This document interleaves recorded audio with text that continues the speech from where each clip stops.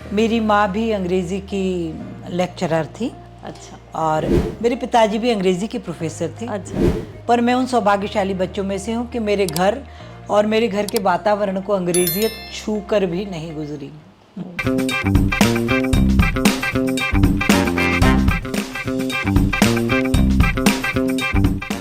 आज की हमारी गेस्ट बहुत ही खास हैं। वे ना सिर्फ स्वयं बहुत धार्मिक हैं, बल्कि एक बहुत बड़ी समाज सेविका भी हैं।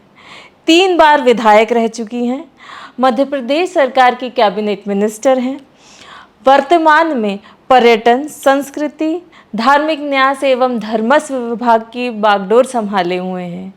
प्लीज़ वेलकम वेरी सिंपल, बहुत ही प्यारी सुश्री उषा ठाकुर जी। नमस्कार, आपका बहुत बहुत स्वागत है मेरे चैनल पर। बहुत धन्यवाद मधु जी, आपका भी अभिनंदन। कैसी हैं मैम आप? मैं बहुत अच्छी। मैम, मैं सबसे पहले तो आपसे ये बोलना चाहूँगी और ये जानना भी चाहूँगी कि आजकल के जो छुट भैया नेता हैं वो इतने घमंडी हो जाते हैं और इतना उनमें एटीट्यूड, एरोगेंस आ जाता है, पर आप इतने बड़े पद पर हैं तो भी आप इतनी सिंपल, इतनी प्यारी, इतनी क्यूट कैसे हैं? मधु जी, इसमें मुझे लगता है कि माता पिता की परवरिश, हमको मिले हुए हमारे गुरुजन और वो संगठन जिससे हमने सामाजिक जीवन में काम करना सीखा, उन सभी का प्रशिक्षण बहुत महत्वपूर्ण भूमिका अदा करता है। जी मैम, हम आपका स्वागत करना चाहेंगे। ये छोटा सा हमारी तरफ से आपके लिए गिफ्ट है, ये तुलसी का पौधा। बहुत धन्यवाद देते हैं हम आपको। भारतीय संस्कृति में इससे अच्छा स्वागत हो ही नहीं सकता। आपका नाम सुश्री उषा बाबू सिंह ठाकुर जी, 2 नाम 2 सरनेम, इसके पीछे क्या लॉजिक है मैम? पिताजी के नाम सहित नाम लिखना जी हमारी भारतीय परंपरा का एक अनिवार्य हिस्सा है। तो मैं उषा बाबू सिंह ठाकुर। मैम, जितना लंबा आपका नाम है उतना ही लंबा आपके विभाग का भी नाम है। जी मैम, बचपन के बारे में आप कुछ बताइए कि आपकी ऐसी कौन सी मेमोरीज हैं जिनको आप आज भी चेरिश करते हैं, और जो ऐसी कोई सीख आपने ली हो अपने माता पिता से जो अभी तक आपको काम आती है?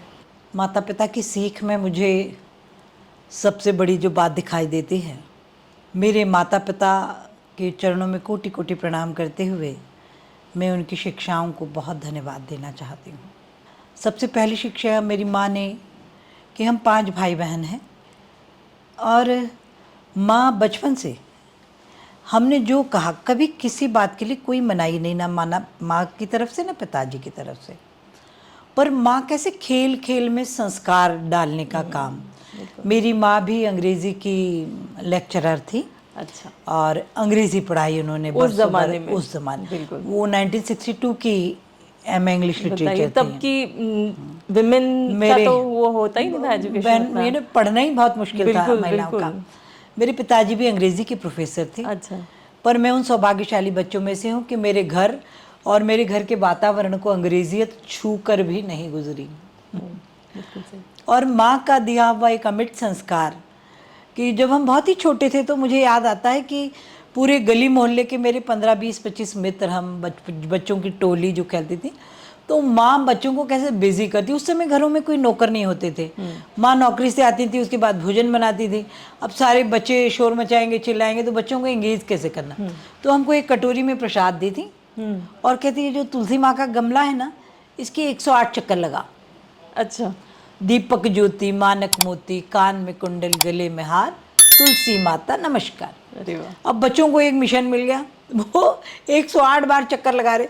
लालची होता था, वो कटोरी में प्रसाद है ना 108 के बाद मिलेगा। अरे वाह। तो माँ का इतना टाइम वो हो गया, बच्चे इधर बिजी हो गए और बच्चों को एक संस्कार का संस्कार मिल गया। बहुत कभी हमको भोजन देने से पहले माँ के स्नान किया है बेटा, तो एक प्रार्थना जोर जोर से मेरे कानों में आवाज़ आनी चाहिए, तो मैं रोटी दूँगी। Oh nice. तो राम रक्षा जैसे पढ़ना है तो बहुत ही अनिवार्य है। उस समय इतना कष्ट होता था कि कितनी ख़राब है माँ, अपने को भूख लग रही पर बोलते राम रक्षा पढ़ो।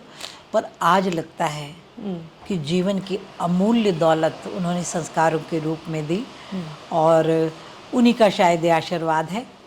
निश्चित रूप से ये उन्हीं का आशीर्वाद है कि मुझे संस्कृति जैसा पावन विभाग, धार्मिक न्यास और धर्मस्व जैसे विभाग की सेवा करने का मौका आप सब भाई बहनों के आशीर्वाद से मिला हुआ है। ऐसा कभी नहीं हुआ कि जैसे अमूमन जो लड़कियों के पेरेंट्स उनको राजनीति में जाने के लिए कभी प्रोत्साहन नहीं करते हैं, बल्कि प्रोत्साहन भी नहीं करते, और मेरे पिताजी भी जी नहीं, उनको राजनीति काजल की कोठरी है, बिल्कुल उसमें जाके कैसे आप अच्छे से काम करेंगे। तो मैं तो राष्ट्रीय स्वयंसेवक संघ के जो प्रचारक महोदय थे हमारे रणवीर सिंह भदौरिया जी, उन्होंने हम सारे मित्रों की टोली को काम में लगाया कि देशभक्ति का काम करना हर व्यक्ति के लिए अनिवार्य है।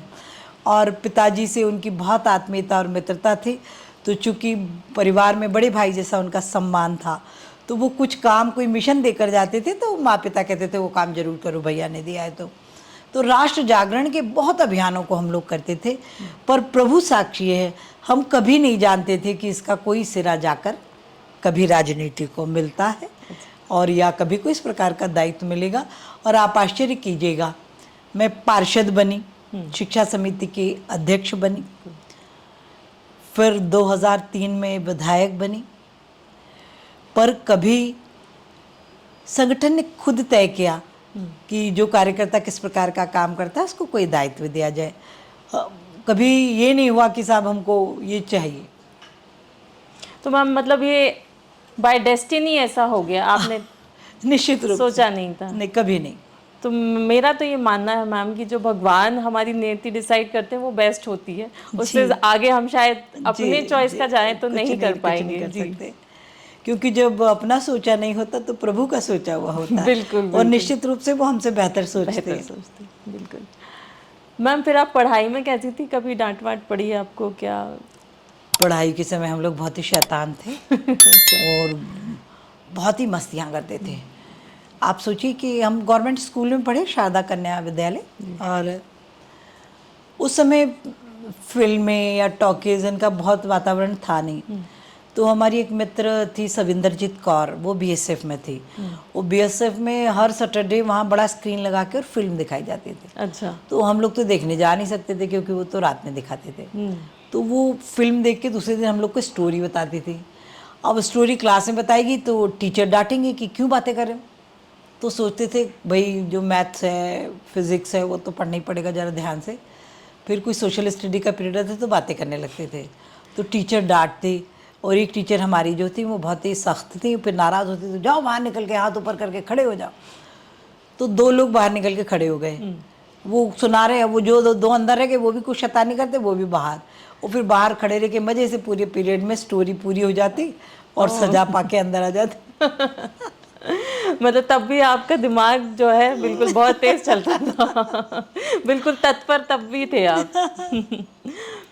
मैम मैं ये सवाल पूछने से पहले दर्शकों को बता दूं कि मानिए की जीवनी पर एक बहुत ही सुंदर आला गीत बना हुआ है जो आप सब सुने, बहुत ही खूबसूरत है। तो मैम मैं ये आपसे जानना चाहूँगी कि आपने पब्लिसिटी के लिए बनवाया या गायक ने आपको? मैंने तो मैं जानती भी नहीं जी, और किसने बनाया ये भी आश्चर्य का विषय है जी। तो वो बहुत ही खूबसूरत है, आपने सुना है? हाँ, मुझे सुनाया किसी ने ज़रूर। हाँ जी जी। वो आपके फैन थे जिन्होंने गाया है? मैं जरूर कह सकती हूँ कि वो मेरे कोई शुभचिंतक होंगे जो कार्यशैली को देखते होंगे और उन्होंने इस प्रकार का कुछ लिखा। जी।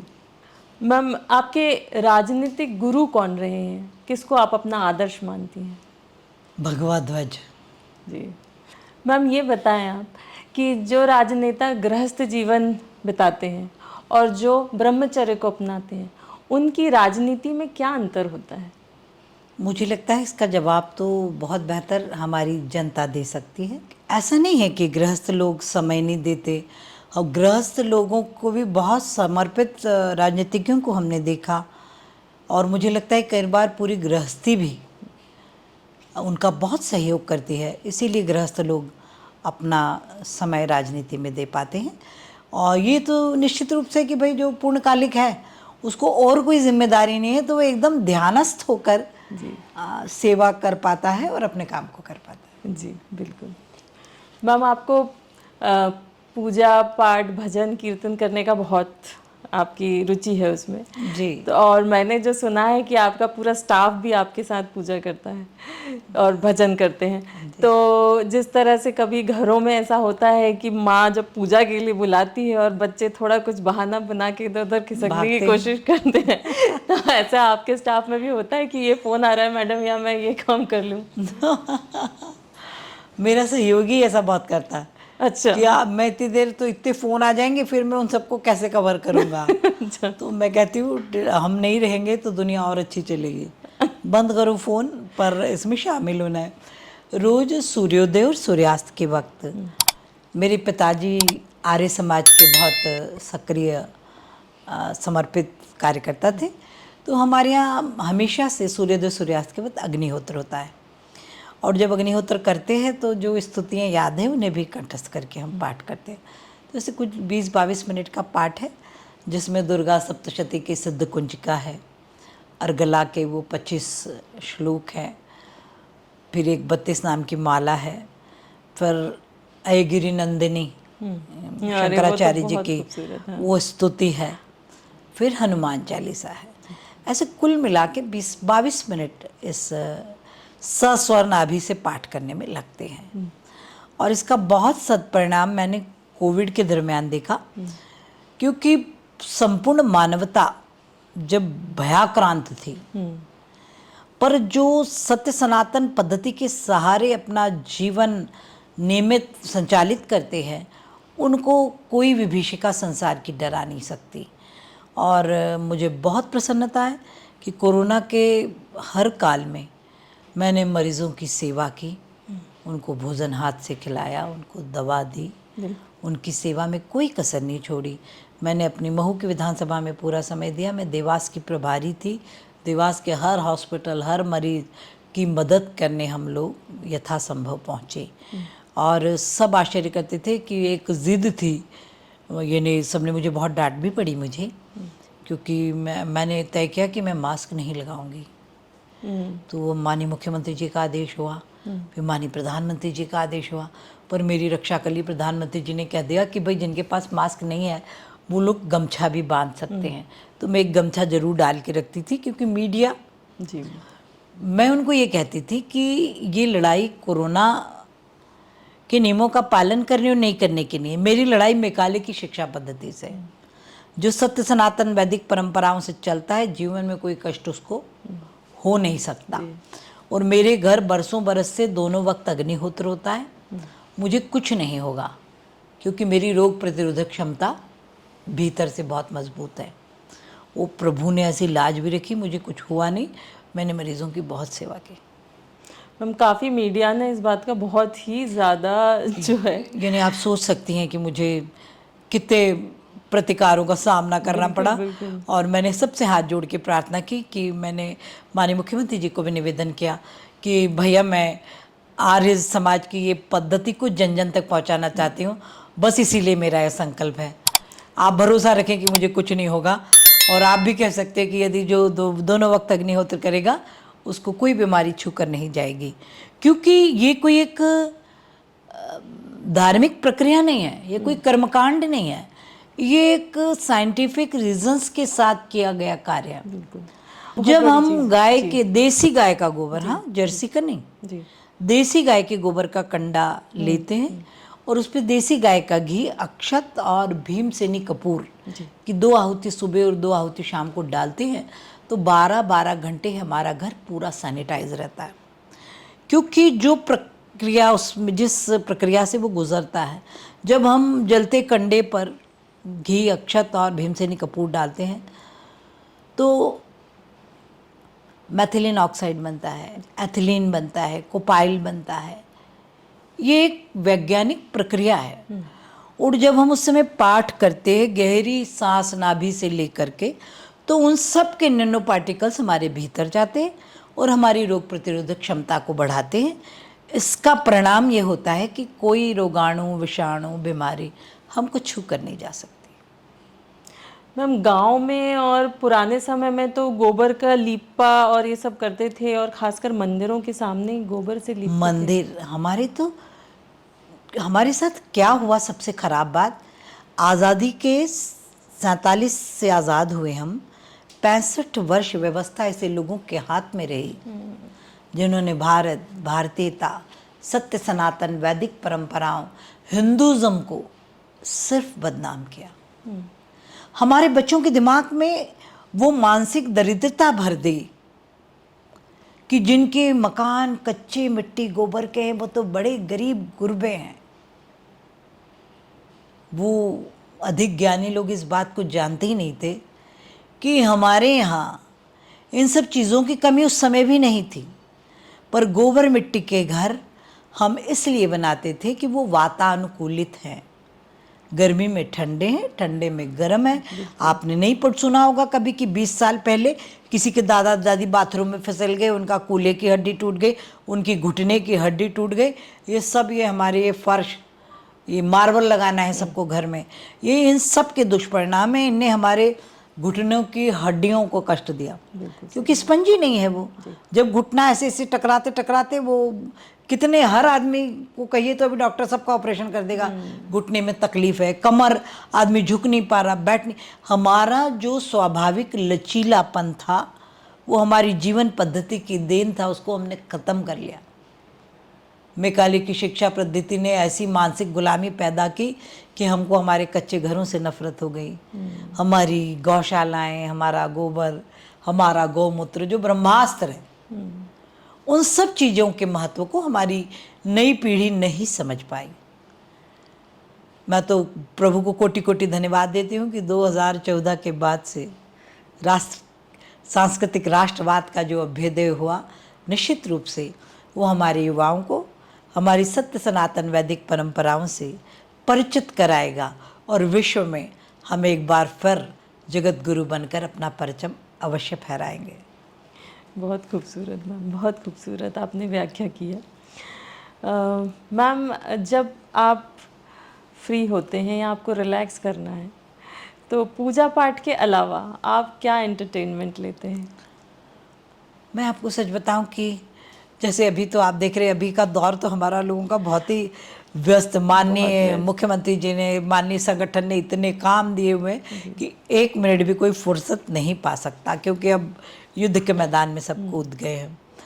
तो कभी ऐसा होता ही नहीं कि आपके पास कोई अतिरिक्त समय है जिसमें आप कुछ कर पाए।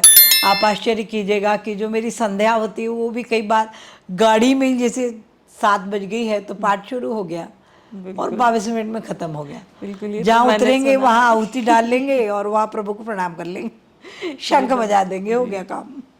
तो मैम, कभी आप फिल्मी गाने या मूवीज कभी नहीं देखते? सारे पुराने फिल्मी गाने, बहुत फिल्में मैंने बहुत देखी। अच्छा। जितनी पुरानी फिल्में मैंने देखी, मैं नहीं सोचती हूँ शायद किसी ने देखी। तो आपके फेवरेट एक्टर एक्ट्रेस कौन थे? मनोज कुमार, राजकुमार, और जो देशभक्ति की फिल्में बनाते थे मनोज कुमार जी, इसके कारण उनकी फिल्में बहुत अधिक प्रिय रही। पूरब और पश्चिम जैसे उपकार सबसे अच्छी, तो क्रांति, हाँ। जी। उस पे भगत सिंह जी पे जो बनाई थी वो भी बहुत खूबसूरत थे। हाँ, उनके शहीद। जी जी जी। और मैम, गाने में आपका फेवरेट सिंगर कौन है? मुझे देशभक्ति के गीत में खूब सुनती हूँ, और सब मुझे चिढ़ाते भी कि एक ही रस है। दूसरा, कहीं कुछ ऐसे दोस्त लोग बैठे हैं, या कभी होता है ना कि घर परिवार में, या जैसे हमारा पूरा विधायक दल भी कहीं गया हुआ है, तो वो कहेंगे दीदी से शुरू मत करवाना, नहीं तो सारे रस खत्म, देशभक्ति, और उसके बाद फिर कोई रस किसी को भी अच्छा नहीं लगता है। तो महेंद्र कपूर सबसे अच्छे गायक, मोहम्मद रफ़ी, मुकेश जी, सभी बहुत अच्छे गायक हैं। अभी नए गायकों ने भी कई देशभक्ति के गीत बहुत अच्छे गाए। मैम, नए वाले गाने आप नहीं सुनते? सुनते हैं। आजकल जो ये इस पे सूफी उस पे चल रहे हैं, वो गीत बड़े अच्छे लगते हैं। जी। और मैम, कभी आप खाना वाना बनाते हैं? कभी आपको? खाना तो मैं, आप कभी सब खाएंगे तो बता पाएंगे, और मैं गर्व से कह सकती हूँ कि मैं भोजन बहुत अच्छा बनाती हूँ। मैम आप बुलाएंगे तो हम तो यहीं यहीं रह जाएंगे, ऐसा कुछ नहीं, हम कल सुबह का आइए, नाश्ता कर ये लेंगे। घर आपका है, आप भोजन पाइए, नाश्ता क्यों। मैम आप इतने स्वीट लगते हैं, और सच में मुझे, मैं आपसे जब पहले भी मिली थी तो मुझे यही लगता था कि आप अब पूछेंगे कि मधु खाना खा लेना, मतलब एकदम एक वो वाइब्रेशन जो आपके अंदर से जी आती जी है ना, जी जी जी। बिल्कुल ऐसा नहीं लगता है कि हम हमारे मंत्री जी से मिल रहे हैं, बिल्कुल ऐसा लगता है कि मतलब बहुत ममतामयी और बहुत ही आपके अंदर बहुत प्यार है मैम, मतलब देख के बहुत अच्छा लगता है। बहुत धन्यवाद आपका। जी। अच्छा मैम, मैं ये आपसे जानना चाहूँगी कि कभी ऐसा हुआ है कि आप विधानसभा में बैठे हैं या कोई ऐसी सभा में बैठे हैं, फिर आपको किसी का भाषण सुन के आप बोर हो रहे हैं, तो कभी टेबल के नीचे मोबाइल में गेम खेलना और ऐसा कुछ, या कभी नींद ही लग जाए? मैं सच बताऊं कि मैं बहुत मोबाइल फ्रेंडली हूँ ही नहीं। अच्छा। बस मैं किसी का कॉल आया सुनती हूँ और उसका विषय लिखती हूँ। तो मैम कभी उससे ज़्यादा इतना कभी बोरिंग भाषण हुआ हो कि आपको नींद लग गई हो और बाजू वाले ने उठाया हो कि अब आपकी बारी है भाषण की, ऐसा कभी हुआ है? मधु जी ऐसा नहीं होता, ऐसा लगता है जो भी कोई कुछ बता रहा है, जी। आप किसी भाषण को कितना बोरिंग मानिए, किसी को मानिए, पर हर आदमी अपनी बात में कोई ना कोई एक नई बात बहुत अच्छी कहता है। तो जब हम अपेक्षा करते हैं कि हमको सब सुने, तो ये हमारी नैतिक जिम्मेदारी है कि हर किसी का भाषण हम भी बहुत ध्यान से सुने। जी। तो ऐसा कभी नहीं होता मेरे साथ। जी मैम, बाइक चलाने का आपको कैसे शौक आया और किससे सीखा आपने? बाइक ना मधु जी, मैं, मेरी जो बड़े भाई हैं राकेश ठाकुर, सब प्यार से उनको अम्बू भैया कहते, उन्होंने हमेशा जो काम करने हमको ये करना है करो, कभी कोई मनाही, न पिताजी ने न भैया ने, और गाड़ी चलाना उन्हीं ने सिखाया। और बाइक आप जानते हैं कि हर दृष्टि से बहुत अच्छी है। एक तो मैं शहरी क्षेत्र में जनप्रतिनिधि रही, तो पार्षद के कार्यकाल में भी, इसमें भी, उससे एक तो सहजता से घूमा जा सकता है, फिर उसमें खर्च बहुत ही कम लगता है। 1 लीटर पेट्रोल में वो आपको 60-65 किलोमीटर घुमा देती है। तो आप शायद भरोसा भी ना करें, मेरे पास 2 कार्यकाल तक मैं बाइक से ही मैंने सारा काम किया। अभी महू मेरी विधानसभा बहुत दूर हो गई है, तो अब मैं 4 व्हीलर से जाना आना करती। अच्छा मैम, भगत सिंह की फैमिली ने आपको जो कटार दी थी, आप कहते हैं हमेशा आप रखते हैं जी। उसका, वो आपको कब मिली और क्या उन्होंने आपको मैंने ना संपर्क किया? एमफिल किया जी। हिस्ट्री में, और उसमें हमको एक पेपर लिखने को मिला, राष्ट्रीय आंदोलन में क्रांतिकारियों की भूमिका। तो मेरे मन में आया कि उन क्रांतिकारियों के परिवार में कोई तो भी होगा, कोई तो होगा। तो मैंने पिताजी से कहा कि हम उनके घरों में जाके मिलना चाहते हैं, तो उन्होंने कहा जाओ। तो हम कटक गए सुभाष जी के घर में कि उनका वो संग्रहालय बना है, कैसा देख के बहुत बहुत गरम वार्म अद्भुत फीलिंग अनुभूति होती है। फिर जब भगत सिंह जी के उसमें पहुँचे घर में, तो उनके जो बड़े भाई साहब थे, उन्होंने प्रसाद स्वरूप वो कटार दी।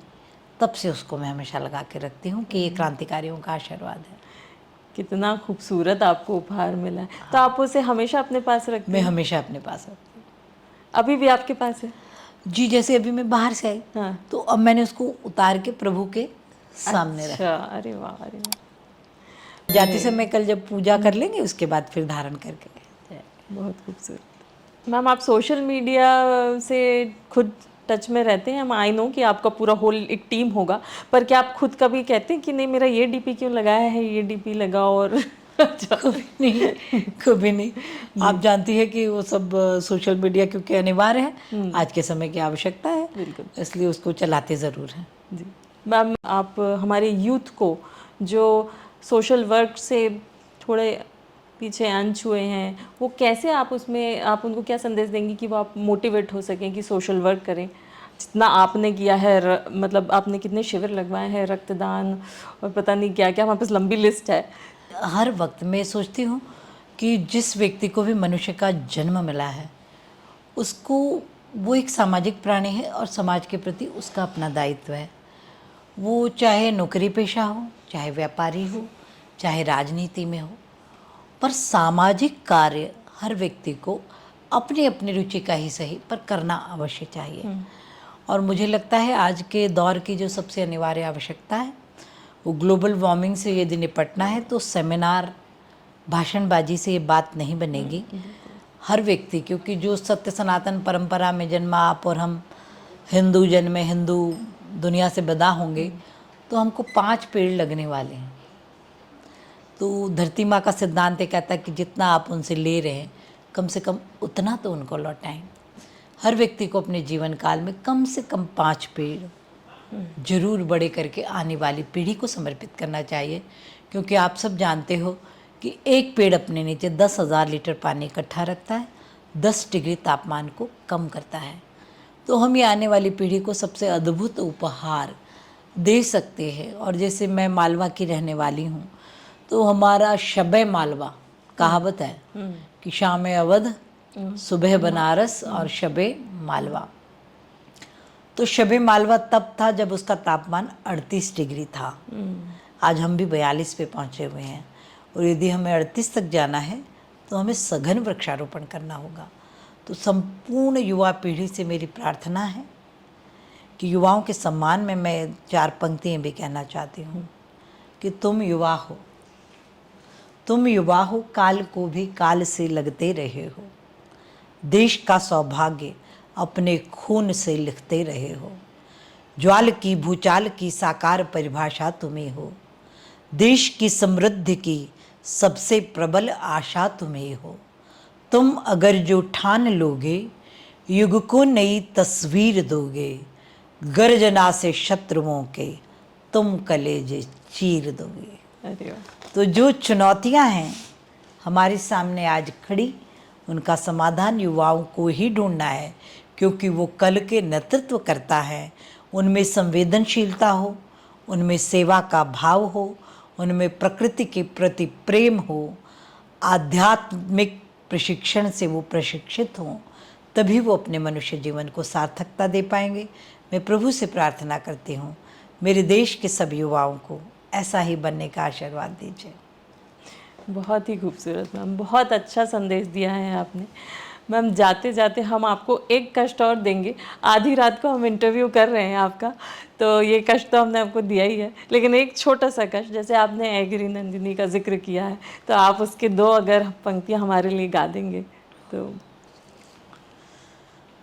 ऐ गिरि नंदिनी नंदित मैदिनि विश्व विनोदिनि नंदिनुते, गिरिवर विंद शिरोधिनि वासिनि विष्णु विलासिनि जिष्णुनुते, भगवती है शिति कंठ कुटुंबिनी, भूरि कुटुंबिनी भूरि कृते, जय जय हे महिषासुर मर्दनि, रम्य कपर्दनि शैल सुते, सुरवर वर्षिणि दुर्धर धर्षण दुर्मुख मर्षणि हर्षरते, त्रिभुवन पोषिणि शंकर तोषिणि किल विषमोषिणि घोषरते, धनुज निरोषणि दिति सुत रोषण दुर्मद शोषिणि सिंधु सुते, जय जय हे महिषासुर मर्दनि रम्य कपर्दनि शैल सुते। कितना मधुर आपने गाया है, इतना एनर्जी आ गई। मैं राग रागनियों को कुछ नहीं जानती, बहुत ही बस प्रभु sweet, प्रार्थना स्वीकार करें। बहुत ही स्वीट मैम आपने गाया है, इतना मधुर गाया है और इतना एनर्जी आ गया है सुन के। Thank you so much ma'am हमारे साथ जुड़ने के लिए। और अभी हम एक अभियान भी चला रहे हैं जी। कि भारत में जन्मी हर महिला, हम जिस किसी भी मत पंथ को मानते हो, पर कोई एक प्रार्थना कंठस्थ करके रोज पढ़े। मैं अपनी विधानसभा में 17,500 बेटियों को दुर्गा सप्तशती कंठस्थ करा के सामूहिक पाठ करा चुकी हूँ। और अभी हम अपनी 78 पंचायतों में भी शस्त्र प्रशिक्षण कर रहे हैं, तलवार चलाना, पटा चलाना, लाठी चलाना, और दुर्गा की साधिका बने, संपूर्ण मातृशक्ति अपने भीतर की शक्ति को पहचाने। बिल्कुल, ये तो पहचानना ही चाहिए और अपने आप में हर महिला को एकदम आत्मनिर्भर होना चाहिए ma'am. Thank you so much ma'am, बहुत धन्यवाद सो आपका। मच। आपने आधी रात को हमको इंटरव्यू दिया। Thank you so much ma'am. आपसे वादा क्या था, हम क्षमा चाहते कि हम लेट हो अरे गए, मैम क्योंकि आज बैठक बहुत लंबी चल गई, 10 बज बिल्कुल गए। बिल्कुल नहीं मैम, हमें तो पता है आपके आप इंतजार बहुत का व्यस्त धन्यवाद। हैं, फिर भी आपने इतना टाइम दिया ma'am. Thank you so much. बहुत धन्यवाद आपका। Thank you.